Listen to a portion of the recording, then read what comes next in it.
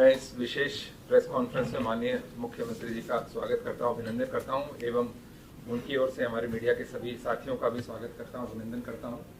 आज की ये प्रेस कॉन्फ्रेंस ज़्यादा विशेष है क्योंकि एक बड़ा ही महत्वपूर्ण पोर्टल जन संवाद पोर्टल, उसका लोकार्पण आज मुख्यमंत्री जी आपके समक्ष करेंगे।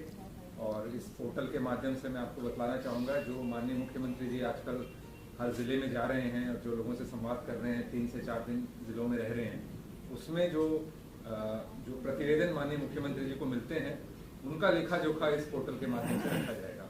तो अब मैं माननीय मुख्यमंत्री जी से जन संवाद पोर्टल के लोकार्पण के लिए प्रार्थना करता हूँ।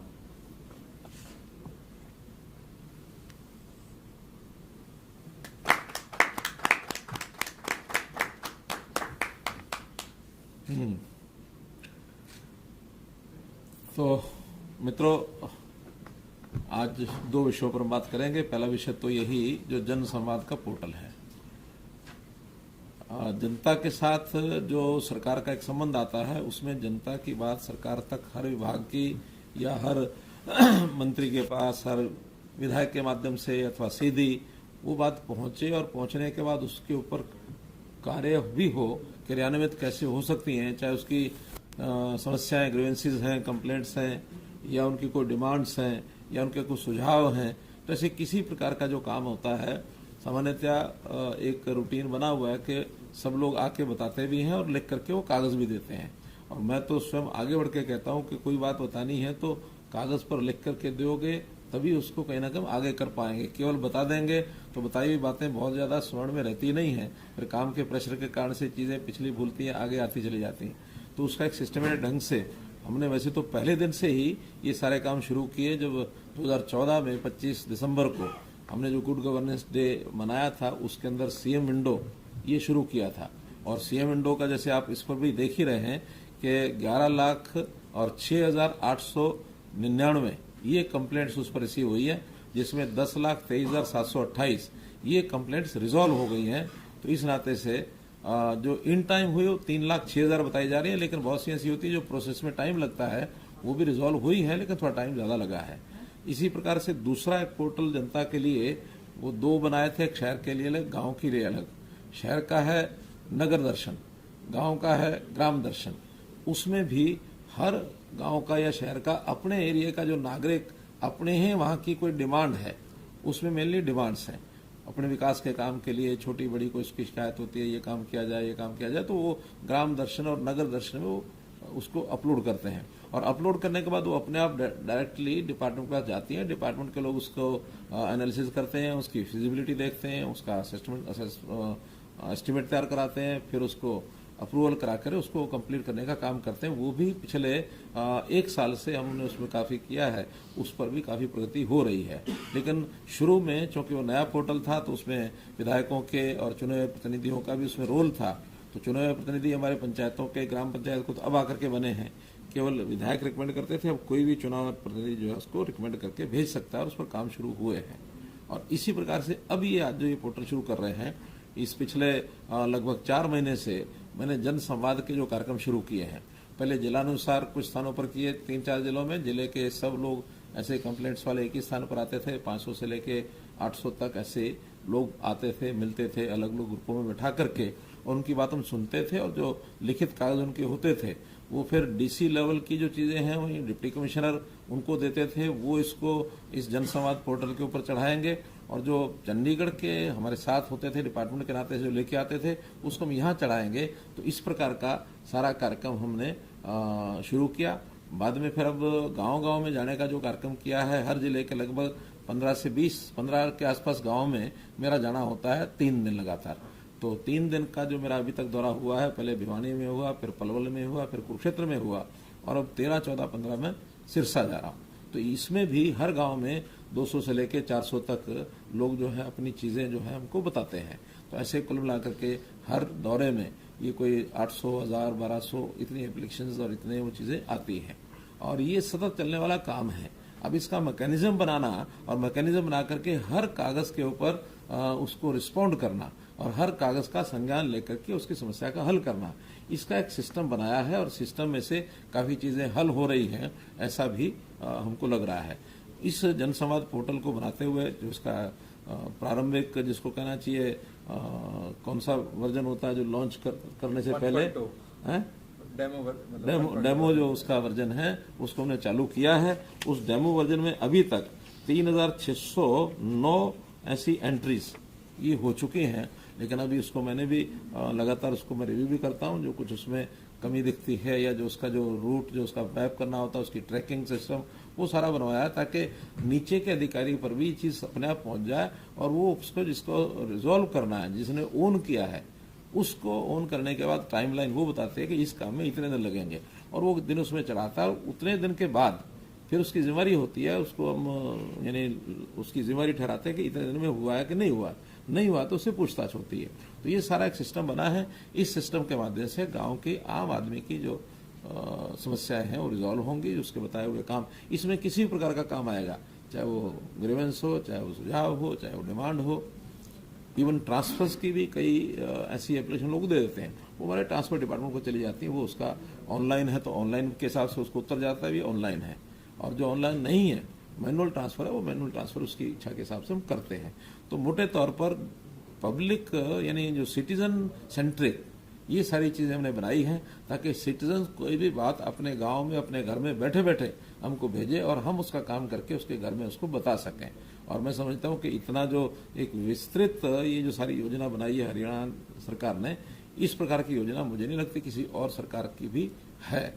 और इसमें से मुझे वो दिन याद है कि जब इसी 4th फ्लोर के ऊपर 1996 से 98 तक जब हम सरकार में शामिल थे चौधरी बंसीलाल जी की सरकार में, और ये फ्लोर भरा रहता था और खास करके हमारे शिक्षा मंत्री जी का कमरा तो पैर रखने की जगह नहीं होती थी। अगर हमें भी बात करनी होती थी तो घंटों लग जाते थे उनसे बात करने के लिए 1 मिनट। लेकिन आज वो सब चीजों से मुक्त हम इसलिए हुए हैं कि व्यक्ति को यहाँ आने की आवश्यकता नहीं है, उसका पैसा नहीं लगता, उसका समय नहीं लगता। और बात वही जो उसको 3 दिन 4 दिन में यहाँ आकर के वो बताता था, वो 1 मिनट में अपनी बात हमको भेजता है।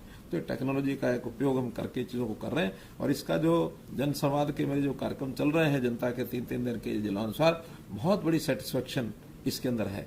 कई विषय और भी हैं इसके साथ सेटिस्फेक्शन के, लेकिन ये जो ऑनलाइन का सिस्टम है जनता बहुत पसंद कर रही है। और जो हमारे विपक्षी साथी जो बार बार ये बोलते हैं कि ये पोर्टल की सरकार है, पोर्टल आएंगे तो खत्म कर देंगे, ये कर देंगे, वो कर देंगे, अब थोड़ी भाषा बदली है उनकी भाषा कहती है जो उपयोगी पोर्टल है उनको छोड़ करके बाकी सब उनको हम खत्म कर देंगे। तो मैं दावे से कह सकता हूं कि कोई पोर्टल हमारा ऐसा नहीं है जो जनता के लिए उपयोगी ना हो। हर पोर्टल का उपयोग है और एक ईज ऑफ लिविंग जिसको कहना चाहिए, उस नाते से इन सारी व्यवस्थाओं का उपयोग कर रहे हैं। और मैं तो ये कहता हूं कि भाई कभी हमने टेक्नोलॉजी की ये चीजें पढ़ी नहीं, लेकिन अभ्यास से करते करते आज इतना विश्वास हो गया कि हम कोई भी चीज करते हैं जनता को 1 मिनट में बताते हैं।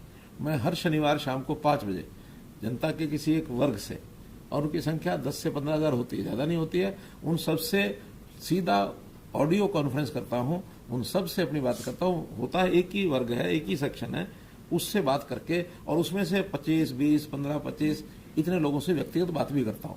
और उसमें से फील्ड में क्या कुछ चल रहा है सीधी बात हमको जानकारी आती है। और कई बार तो बैठे बैठे जो समस्या होती है उसका जो हल हमको सूझता है, मैं तुरंत बताता हूँ इसका ये हल है, इस हल को ऐसे करिए।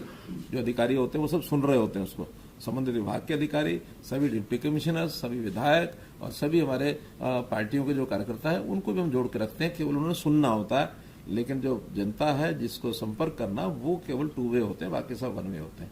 तो इस प्रकार का एक कार्यक्रम आज लॉन्च किया है। इस अवसर पर मैं विभाग के सभी अधिकारी जो हैं हमारे, उन सबको बहुत बहुत बधाई देता हूं इस बात की कि एक अच्छा कार्यक्रम शुरू किया। इसमें बाकी भी अगली जो हमारी फील्ड से ऐसे आएंगे कागज वो सब, और सीएम ऑफिस में या सीएम निवास पर और भी जो लोग आते हैं उनको भी सबको इसमें हम लोड करें। मैसेज आएगा, कंप्लेंट के बाद मैसेज आएगा कि आपकी जो कागज है इस जगह पर पहुंचा है, और उसमें एक टाइम निश्चित करेंगे कि लोड होने से लेकर के और संबंधित अधिकारी जिसने उसको एग्जीक्यूट करना है उस समय का निश्चित समय हम करेंगे कि इतने समय में वो पहुंचना चाहिए। अब उसके लिए कोई विचार किया होगा ना, 3 दिन 5 दिन पैसा वो हम डिक्लेयर करेंगे और सबको बताएंगे, ताकि क्योंकि ये तो सब ऑनलाइन है, फटाफट वहां पहुंचे। वहां पहुंचने के बाद फिर वो अधिकारी जिसने एग्जीक्यूट करना वो उसका टाइम डालेगा। कुछ सर्विसेज ऐसी हैं, लगभग 600 सर्विसेज जो राइट टू सर्विस में आती हैं, तो राइट टू सर्विस में उसको लिखने की जरूरत नहीं है, वो तो ऑटोमेटिकली राइट टू सर्विस में उस हिसाब से काम करेगा। नहीं तो फिर फर्स्ट अपेलेंट, फिर सेकंड यानी अपेलेंट, और उसके बाद फिर कमीशन, वो तो उधर चला जाए। जिनकी राइट टू सर्विस में उल्लेख नहीं है उसका उल्लेख वो करेगा। कोई भी कंप्लेंट है तो ये 3 दिन में रिजॉल्व होगी, 4 दिन में होगी, 10 दिन में होगी, महीने में होगी, उसको लिखेगा और उसके बाद उसकी जिम्मेदारी वहीं से शुरू हो जाएगी। अब दूसरा विषय वो है आज की कैबिनेट मीटिंग। तो मित्रों, आज की कैबिनेट मीटिंग में एजेंडास के 22 विषय थे और उस 22 विषय में जो सबसे महत्वपूर्ण था वो हर वर्ष की भांति वो रहता है एक्साइज पॉलिसी। तो एक्साइज पॉलिसी हर साल बनती है। ये पहले तो 31 मार्च तक बना करती थी, लेकिन कोविड में इसका कुछ समय परिवर्तन हुआ था, उस नाते से अब ये हर वर्ष की पॉलिसी जून 11 तक खत्म होती है। जून 12 से नई पॉलिसी शुरू होती है। तो जून 12 से नई पॉलिसी शुरू होगी। आज अभी 1 महीने का समय जो है इस पॉलिसी के हिसाब से अब उनकी ऑक्शन होनी है या जो वेंडर्स तय करने हैं उस सारी प्रोसेस में लगेगा। और नया जो वर्ष है इस एक्साइज पॉलिसी का वो 12 जून से अगले साल की 11 जून तक ये रहेगा। और उसमें मुख्य रूप से जो चीजें आज तय की गई है उसमें पहला विषय तो यही है कि हमारा जो पिछले वर्ष का यानी वर्ष भर का जो टारगेट था रेवेन्यू का, पहली बार वो 10,000 करोड़ रुपया पार होने जा रहा है। क्योंकि अभी उसमें 1 महीना बाकी है, तो उस 1 महीने का जो एवरेज के हिसाब से 10,000 करोड़ रुपए से लगभग 10,500 करोड़ रुपए पहुंच जाएगा। और पहली बार ये 10,000 करोड़ से ऊपर होगा। 2014 में 14-15 में जब हम सत्ता हमने संभाली थी उस समय ये लगभग 3200 करोड़ था। इन्हें 3 गुना से भी ज्यादा ये रेवेन्यू हुआ है। और अगर मैं पिछले 5 साल की बात करता हूं तो ये 5 साल में भी दुगना हो गया है। उस समय भी लगभग 5,500 करोड़ था, तो ये दुगने के आसपास 5 साल में यानी पहुंचा है। 5 साल यानी ये अब से 5 साल यानी ये है 2023 का, तो 2018 का यानी पिछली टर्म से भी 1 साल पहले का। तो एक अच्छी जो हमारी प्रोग्रेस है, प्रगति है, इसमें से ही व्यवस्थाओं को पता लगता है कि व्यवस्थाएं हमने खूब अच्छी की हैं। बावजूद इसके कि कुछ शिकायतें बीच में जो आती रहती हैं, उन शिकायतों का निवारण कैसे करना, उस पर कैसे शिकंजा कसना, वो हर वर्ष आगे हम बढ़ते हैं, उन चीज़ों को ठीक करते हैं। तो इस नाते से इन चीज़ों को ठीक करते हुए और हमने अपना ये रेवेन्यू बढ़ाया है। लास्ट ईयर बताया 10,000, तो इस बार 11,500 करोड़ का टारगेट है। वो तो उससे पिछले साल से, हाँ, तो 23%। इस बार भी ये 15% आंकड़ा आंक करके चल रहे हैं कि 10,000 करोड़ से 11,500 करोड़ रुपया ये आएगा। लेकिन उसमें भी डिपेंड करता है कि साल भर में, क्योंकि ये चीज़ एकदम बहुत एक्सपेक्टेशन के हिसाब से एकदम फिक्स चलती है ऐसा नहीं है, कई चीज़ में अदल बदल होती रहती हैं। लेकिन फिर भी न्यूनतम जो है हमारा 11,500 करोड़ का टारगेट है। इसके ऊपर बहुत कुछ फैक्टर्स ऐसे हैं जिसका डिपेंड करता है, तो मुझे लगता है उससे बढ़ जाएगा। अभी तक कुरुक्षेत्र ऐसा नगर था जिसको हमने इन चीज़ों से एक प्रकार से होली सिटी के नाते से उसका दर्जा था, पवित्र एक शहर के नाते से। अब उसमें हमने पंचकुला भी जोड़ दिया। तो मनसा देवी, माता मनसा देवी के मंदिर के नाते से तो पंचकुला का भी एक एरिया उसमें तय किया कि वहाँ भी शराब के ठेके नहीं होंगे। पंचकुला का एक एरिया तय करेंगे। मनसा देवी के आसपास का कुछ एरिया है, 3 किलोमीटर 4-5 किलोमीटर ऐसा कुछ तय किया है, तो उसकी बाउंड्री तय हो जाएगी। हाँ, यानी घग्गर पार नहीं है। इनको अंकित जी को चिंता हो गई।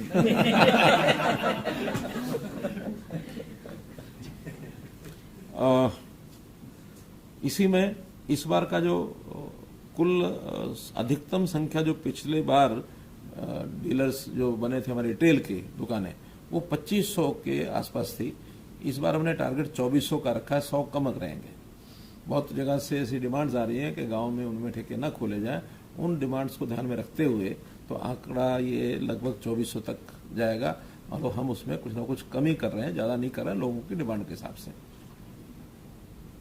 जिन गांव में पहले कन्या गुरुकुल थे उनमें शराब की दुकानें नहीं खुलती थी, लेकिन इस बार कन्या शब्द हटाकर कोई भी टाइप का गुरुकुल है उस गांव में वो शराब का ठेका नहीं खुलेगा।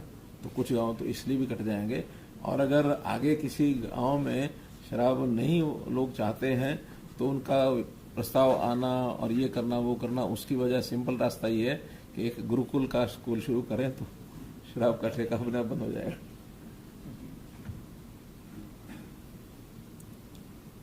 पर्यावरण के नाते से एक निर्णय लिया है कि पहले कुछ बोतलें तो शीशे के गिलास में आती थी और कुछ प्लास्टिक की पैक, जो पीईटी पैट होता है, तो प्लास्टिक में उनकी सप्लाई होती थी। लेकिन अब इस बार एक हम सोच रहे हैं कि फरवरी 29, इस बार फरवरी 29 आएगा 2024, तो 29 फरवरी के बाद यानी 1 मार्च ऑनवर्ड्स ये सारा प्लास्टिक की बजाय शीशे की बोतलों में ही सप्लाई होगा, चाहे कोई भी साइज हो शराब का।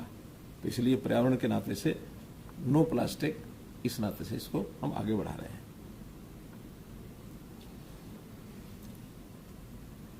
रिटेल जो परमिट फीस है, उस परमिट फीस में एक नया हमने welfare fund, environmental and animal welfare fund, इसको लगाया है और इसमें लगभग 350 से 400 करोड़ रुपया अतिरिक्त मिलेगा और ये 400 करोड़ रुपया हम विशेष काम के लिए उपयोग करेंगे, जिसकी घोषणा मैं बजट में कर चुका हूँ। 400 करोड़ रुपया मालूम है ना?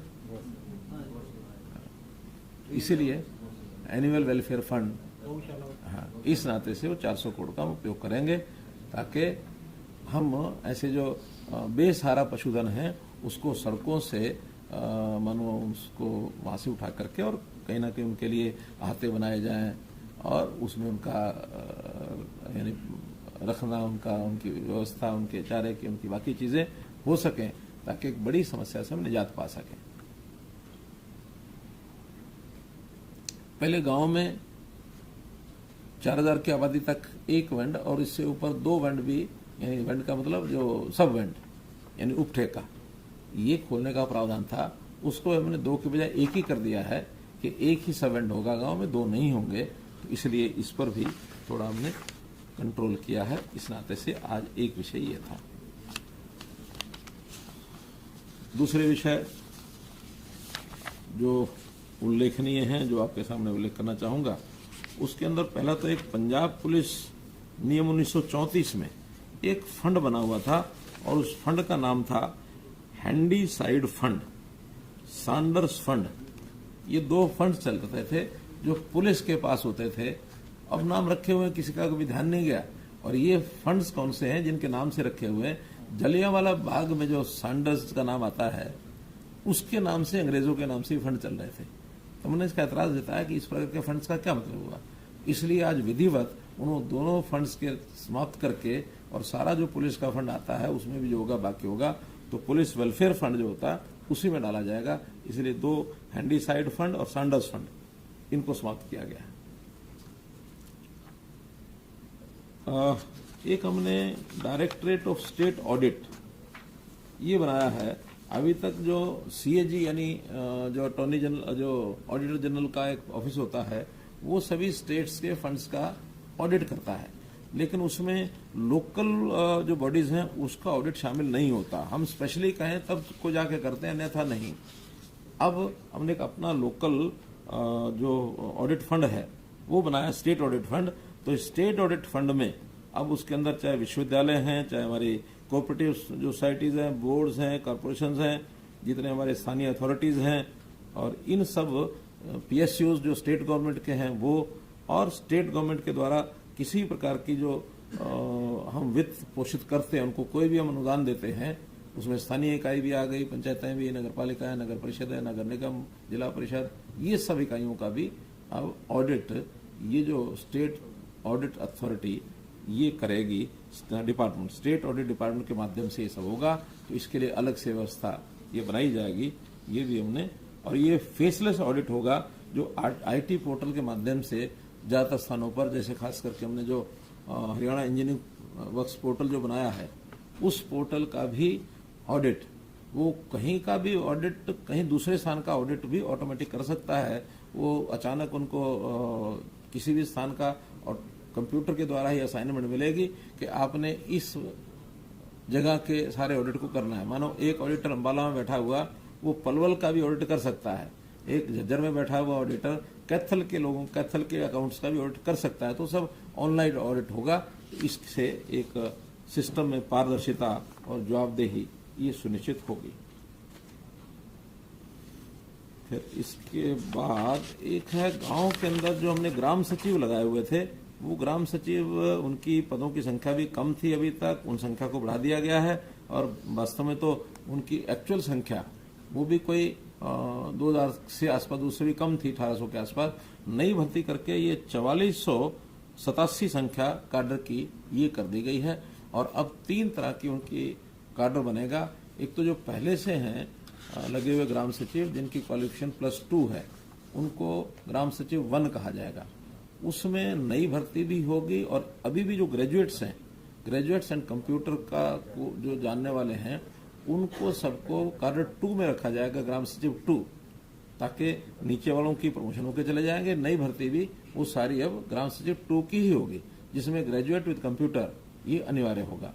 और तीसरे तरह के होंगे, इन्हीं में से जो सीनियर लोग होंगे ग्राम सचिव 2 में, उनको महाग्राम सचिव, जो हमारे 135 महाग्राम हैं, उनके लिए उनको लगाया जाएगा, 135 लोगों को उसमें ग्राम सचिव, महाग्राम सचिव बनाया जाएगा।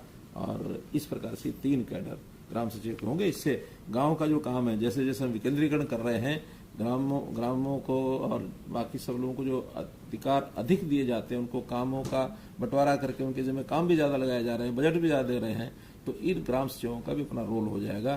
तो उधर ऑडिट और ग्राम सचिवों की संख्या बढ़ाना और पंचायत को ज्यादा शक्ति देना, ताकत देना, पारदर्शिता के साथ ई टेंडरिंग के माध्यम से वो काम करें, तो ये उस प्रोसेस का एक हिस्सा बनेंगे। फिर मंत्रिमंडल ने आज जो नए सब डिवीजन हैं, उनकी जिनकी डिमांड आ रही थी, ऐसे 6 नए सब डिवीजन ये बनाए हैं। उन 6 नए सब डिवीजन में मानेसर, जुलाना, नीलोखेड़ी, नांगल चौधरी, इसराना और छछरौली, ये नए सब डिवीजन बनाने के लिए भी हमने प्रस्ताव पारित किया है। इस समय इतना ही है कि पहले 2.5 लाख तक की पॉपुलेशन के जो बनते थे, बाद में विचार करके कुछ और जो जोड़ने के लिए एक रिलैक्सेशन दी गई है कि 2 लाख से ऊपर आबादी के भी एरिया को सब डिवीजन बनाया जा सकता। तो उसमें 6 जो हैं उसके अंदर करते हैं, एलिजिबल होते हैं। 2 ऐसे भी हैं जिनकी डिमांड तो थी लेकिन एलिजिबल नहीं हुए हैं, वो बुआनीखेड़ा और कलानौर।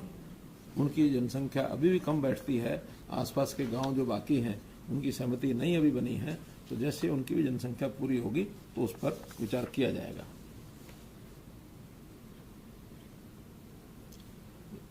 HSMITC वाला नहीं दिया हुआ?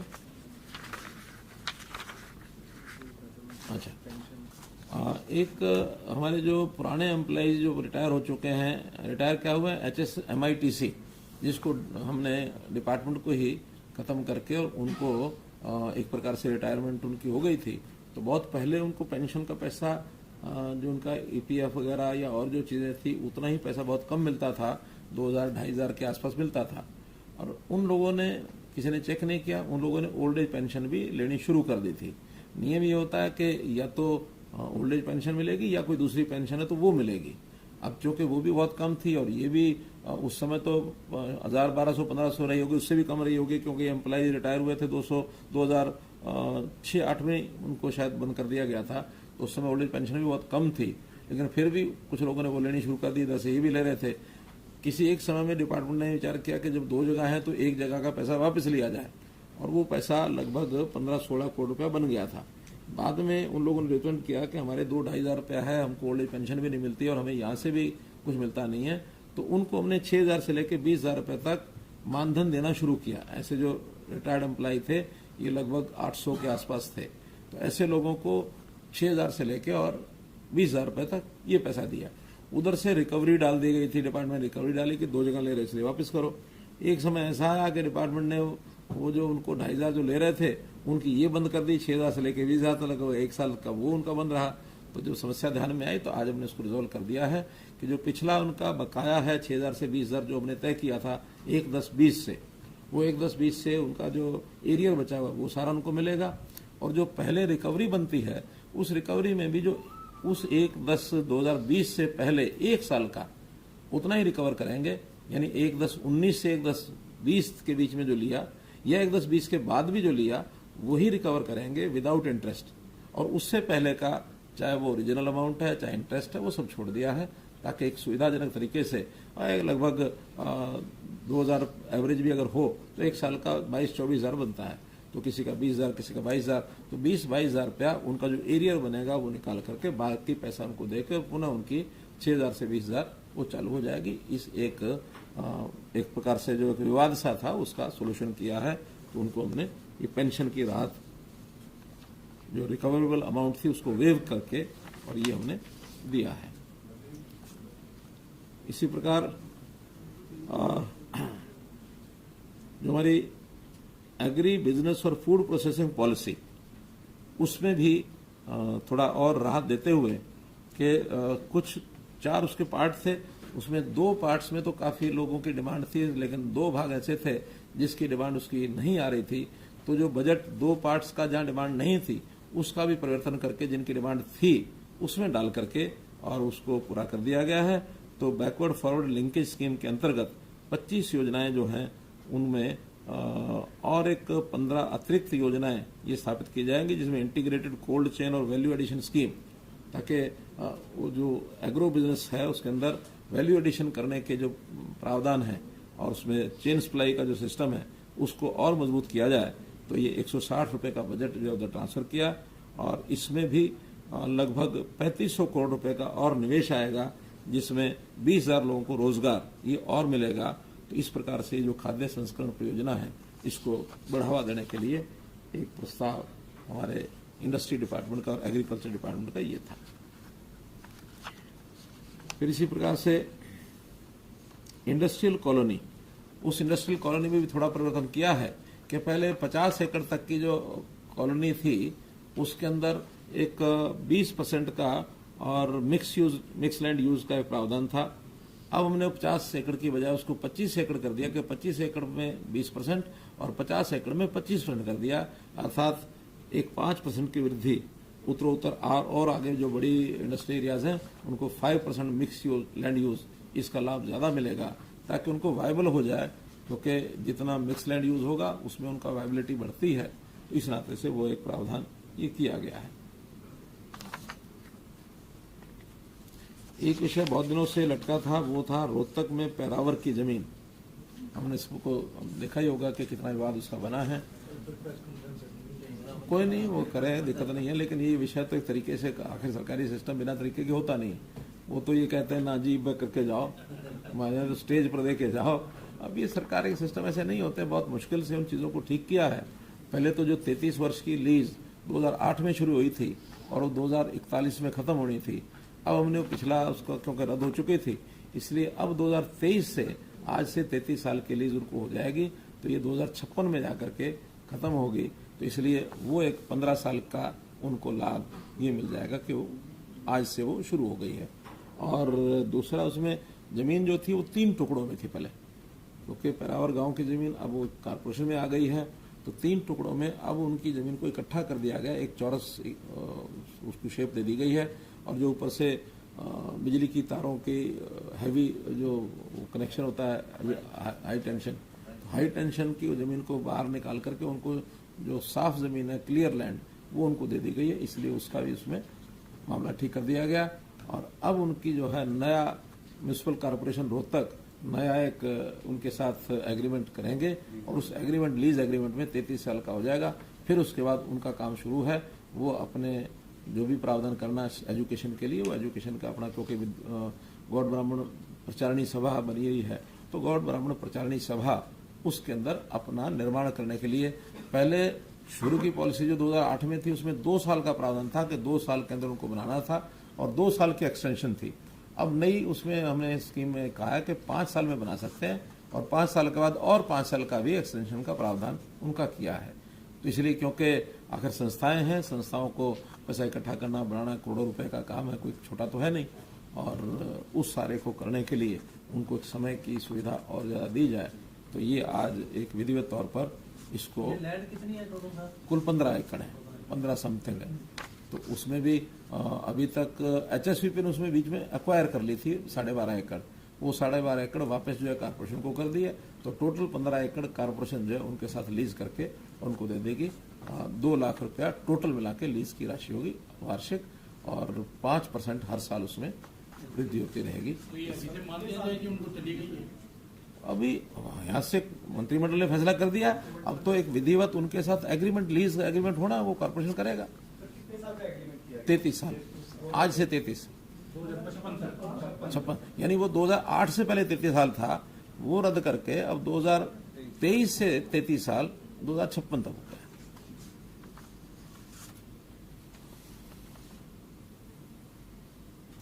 एक विषय कल का वैसे तो वह सारा आप लोगों के सामने आ ही चुका है, वो है आने वाली नगर पालिकाओं में, नगर परिषद, नगर निगम, इनमें SC BCA इसका जो रिजर्वेशन का मामला है, जो BC कमीशन ने हमको एक रिपोर्ट जो बना के दी थी, उनके जिम्मे था कि भी रिजर्वेशन का क्या स्वरूप होना चाहिए, क्या प्रकार होना चाहिए, तो उन्होंने BCA का रिजर्वेशन रिकमेंड किया था। उसके आधार पर कल हमने वो रिपोर्ट स्वीकार की थी। आज अल्टीमेटली उसका फाइनल, क्योंकि उसमें वैसे एक्ट बनता है, लेकिन एक्ट बनाने के लिए तो इंतजार करना पड़ेगा सेशन का, लेकिन चुनाव जो कि हम चाहते हैं जल्दी हो, इसलिए उसके ऑर्डिनेंस के लिए हम जो एक प्रस्ताव आज पारित करके और गवर्नर साहब को भेजेंगे ऑर्डिनेंस के लिए, ताकि वहाँ से ऑर्डिनेंस होते ही फिर उसके चुनाव का रास्ता वो साफ हो सके। वही जो कल की चीज़ है कि उसमें कुल हरियाणा में जितनी भी सीटें हैं मेयर की अथवा नगर पालिका, नगर परिषद के चेयरमैन की, अलग अलग 8% संख्या जहाँ हाईएस्ट आबादी है वो उनको रिजर्व करेंगे। और इसी प्रकार वार्डों में भी जहाँ जितनी आबादी है उस आबादी के 50% के बराबर सीटें होंगी, और वो सीटें भी जो हाईएस्ट नंबर उससे डबल, यानी अगर 3 सीटें रिजर्व हैं तो 6 बैकवर्ड क्लास ए की ज़्यादा पॉपुलेशन है, उस 6 नहीं 3 गुना, 3 की 9, और 9 में से फिर 3 का लॉटरी निकाल करके वो करेंगे, बाकी बची हुई फिर अगली बार टर्म में से बाकी 6 में से 3, फिर तीसरी बार जो है तीसरे राउंड की पूरी करना। तो इस प्रकार से रिजर्वेशन का विषय किया है। टोटल रिजर्वेशन SC और BCA मिलाकर ये 50% से ज़्यादा नहीं होना चाहिए। अगर दोनों को मिलाकर के सपोज 50 से ज़्यादा होता है तो कम करने के लिए अगर करना पड़ेगा तो BCA की सीटें कम हो जाएंगी, SC की नहीं होंगी। अगर मानो BCA की 6 बनती हैं और SC की 48 बनती हैं, यानी परसेंटेज के हिसाब से, तो 54% में 50% रखने के लिए BCA को 2% मिलेगा, 48 और 2%। तो इस प्रकार से ये एक प्रावधान किया गया है। SC की सीटें जितनी बनती हैं पहले से वही रहेंगी, BCA की 50 में से अगर नीचे गुंजाइश है तो उनको मिलेंगी, और दोनों मिलाकर के भी 50 से बहुत कम रहती तो सारी मिलेंगी। तो ये एक प्रावधान उनके वार्डों में भी, और जो उनके चेयरमैन और मेयर उनकी सीटों के लिए ये किया गया है। इसका अगला जो काम है वो चुनाव से पहले अध्यादेश होना, अध्यादेश के बाद वार्डबंदी, अध्यादेश ही कहेंगे ना उसको, ऑर्डिनेंस, उसके बाद वार्डबंदी, और उसके बाद रिजर्वेशन, उसके बाद चुनाव। ये सारे काम मुझे लगता है बहुत जल्दी हम करा लेंगे। तो मित्रों, आज के मंत्रिमंडल की बैठक में कुछ इंपॉर्टेंट इश्यूज थे वो आपके सामने रखे हैं। Anything on your side?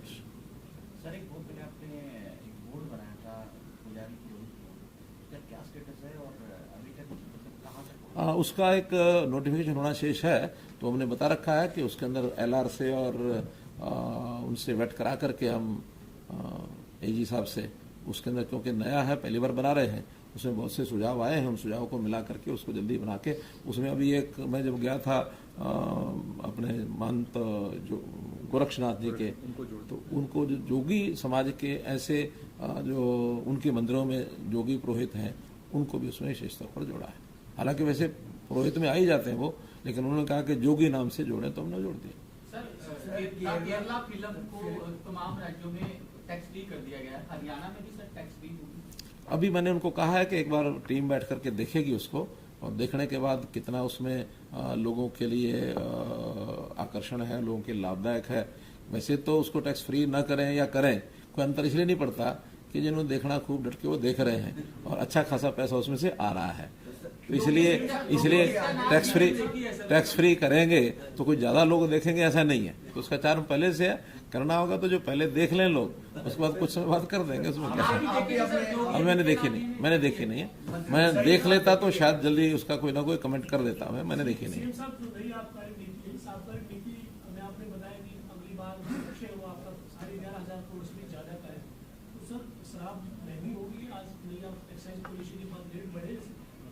ऐसा वैसे तो रेट में पॉलिसी के अंदर मिनिमम रेट तय किए जाते हैं कि यही एक ऐसा विषय है जहां मैक्सिमम नहीं करते, मिनिमम करते हैं। बाकी तो हर चीज के ऊपर मैक्सिमम रिटेल प्राइस होता है, लेकिन यहाँ मिनिमम रिटेल प्राइस होता है। इससे नीचे नहीं बेचोगे, इससे ऊपर किसी भाव बेचें तो इसलिए उसका कितने ऊपर बिकेगा ये तो पता नहीं है। लेकिन हमने जो मिनिमम वाला रेट है उसमें 10 रुपये शायद, अगर ठीक से ध्यान नहीं है मुझे, लेकिन 10 रुपये बोतल और 5 रुपये उसका छोटा जो पैक होता है, क्या बोलते हैं उसको,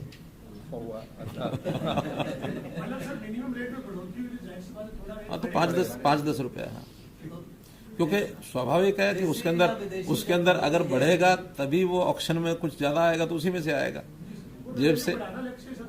हाँ तो कोई किसी ने जेब से तो देना नहीं है। खबर तो ये है देसी शराब महंगी होगी या विदेशी होगी, यही बात है। अभी उसका आपको क्लियर हो जाएगा, हमारे एक्साइज डिपार्टमेंट के लोग बता देंगे सब। हमने उसका इतना अध्ययन भी नहीं किया। जो पोर्टल है उसके अंदर जब उनकी प्रॉब्लम रिजॉल्व हो जाएगी तो भी कोई उनके पास मैसेज जाएगा, उनको मैसेज साथ साथ जाएगा जैसे ही संबंधित अधिकारी के पास पहुंचेगी।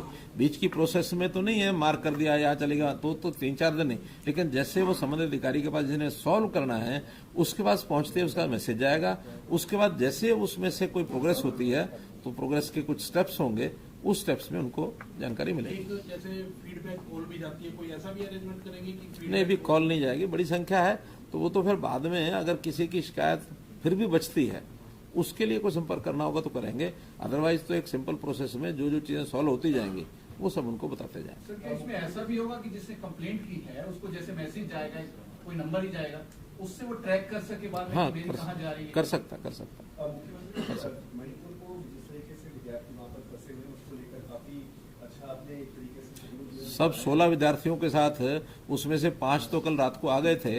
रात को वो लगभग 11:30-12 बजे पहुंचे थे एयरपोर्ट, और हमने तो उनकी तो व्यवस्था भी वहाँ हरियाणा भवन में की थी। लेकिन मैंने जब सुबह पूछा तो उनका कि नहीं, रात को ही उनके परिवार के लोग अपने अपने घर ले गए हैं। बल्कि मेरी तो इच्छा थी उनको सवेरे मिलने की, लेकिन वो अपने परिवार में चले गए। 8 अभी और आ गए हैं, तो 8, 5, 13। 3 लोग ऐसे हैं जिनकी टिकट थोड़ा लेट बुक हुई थी क्योंकि प्रेशर बहुत था एयरलाइंस के ऊपर, तो वो थोड़ा लेट बुक हुई, इसलिए वो 3 भी कल दोपहर तक शायद, कल दोपहर तक कुल 16। अभी तक हमारी जानकारी में 16 आए थे। मदद मांगी है। 16 ने मदद मांगी थी, तो हमारी तो जानकारी मिलेगी, उन्हीं काम कर पाएगा। अब मालूम नहीं, अभी तो जानकारियां मिलेंगी। अभी तक 16 के लोगों की वहाँ के कॉलेज के लोगों ने जो हमें बताया, क्योंकि एक से संपर्क किया तो उन्होंने बताया हमारे यहाँ हरियाणा के इतने लोग और हैं, और या यहाँ के किसी पेरेंट्स ने हमको संपर्क किया, तो 16 की संख्या बन पाई थी। दिल्ली के दौरे पे थे, अमित शाह साहब से मुलाकात हुई थी, तो कोई खास विषय बड़ा धमाका होना है। नहीं, धमाका तो आप करते हो, मैं थोड़ी करता हूँ। थोड़ा सा बता दीजिए। नहीं, ऐसा कोई खास बात नहीं थी। कुल मिला करके हमारा एक रूटीन का काम रहता है कि हम अपने यहाँ क्या क्या कर रहे हैं वो सारा अपने नेताओं को बताना होता है। और कर्नाटक चुनाव हो गया, हमने हालचाल पूछा, भी कर्नाटक का सरकार बनेगी, खूब अच्छी बनेगी, बढ़िया बनेगी। सर पहलवान जो धरने पर बैठे हैं उसको लेकर क्या कहेंगे, क्योंकि सुप्रीम कोर्ट के आदेश पर मुकदमा भी दर्ज हो गया, पुलिस ने जांच भी शुरू कर दी। देखिए, कुल मिला के तो ये विषय बन गया है कानून का, तो कानून का विषय एक कानूनी प्रक्रिया के तहत ही होता है।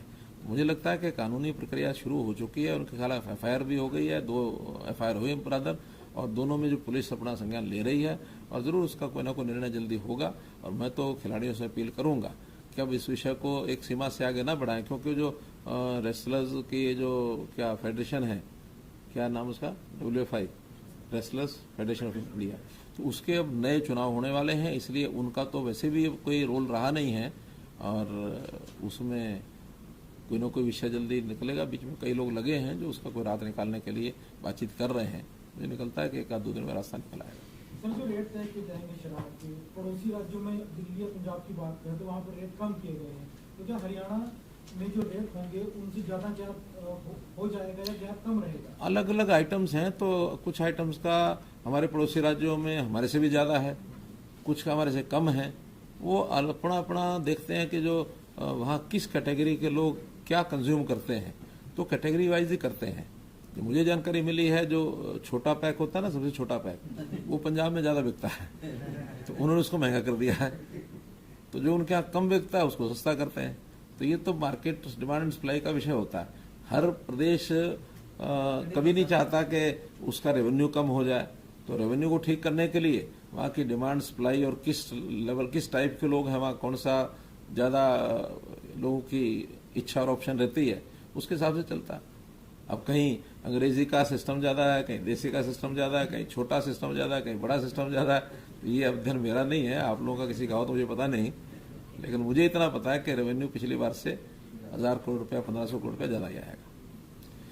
सर एक सवाल था मेरा, गुड़गांव में जैसे चर्चा चल रही है कि गुड़गांव के मेयर की सीट रिजर्व है, जैसा आपने बताया कि अब आरक्षण देने जा रहे हैं, तो ये ऐसा है कि नहीं कंफ्यूजन अब दूर है। अब नए सिरे से सारा ही रिजर्वेशन का वो चार्ट बनेगा, चाहे उसमें वार्ड्स हों चाहे उसमें मेयर्स हों, क्योंकि मेयर 11 के 11 हैं और जिस दिन ये साइकिल चलता है वो पूरे सबका ही चलता है।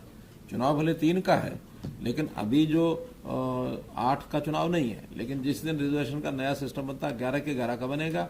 आज जिनके चुनाव हुए आज लागू हो जाएगा, बाकी के ऊपर जब भी नेक्स्ट चुनाव होगा उसके ऊपर वो लागू होगा। धन्यवाद।